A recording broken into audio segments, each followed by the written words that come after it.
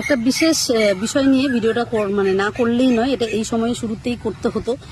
কারণ এই একটা ভুল তথ্য খুব কিছুদিন ধরে, মানে গত বছর ধরেই লক্ষ্য করছি, সেই ভুল তথ্য মানে ছড়ানোর জন্য অবশ্যই বলবো যে গাছের পরিচর্যাটা যার যার কাছে ব্যক্তিগত, কিন্তু কিছু ভুল তথ্যের জন্য আমাদের যারা ক্রেতা রয়েছে তারাও, যারা নতুন বাগানে, তারা কিন্তু বিভ্রান্ত হচ্ছে।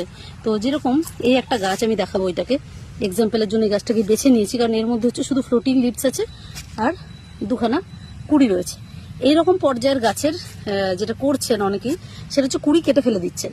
এরকম কুড়ি আসলে কুড়ি কেটে ফেলে দিচ্ছেন গাছের গ্রোথের জন্য। তো যেটুকু আমার এত বছরের পদ্ম গাছ করে যেটুকু অভিজ্ঞতা রয়েছে, এই গাছটাতেও তাই। এই যে ফ্লোটিং লিভস রয়েছে দুখানা করে কুড়ি, তো তাতে করে হচ্ছে যেটা বলার, যেটুকু আমার অভিজ্ঞতা রয়েছে, বা আমি বলবো যারা যারা পদ্ম করছেন, যারা জানেন, তারা সবাই আমার সাথে সহমত হবেন যে পদ্মের কুড়ি কাটার সাথে কিন্তু গাছের গ্রোথের কোনো সম্পর্ক নেই।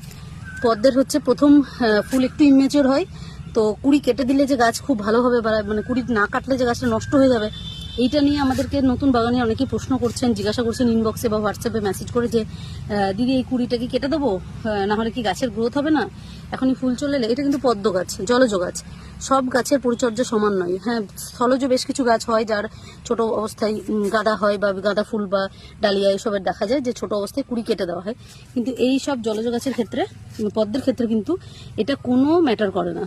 কুড়ি থাকলেও কোনো অসুবিধা নেই, না থাকলেও অসুবিধা নেই। মানে কুড়ি থাকলে যে ছোট অবস্থায় কুড়ি আসলে যে কেটে দিতে হবে, নাহলে গাছের গ্রোথ হবে না, এটা কোনো মানেই নেই। মানে এটা একদম একটা, আমার মতে এটা একটা ভুল তথ্য।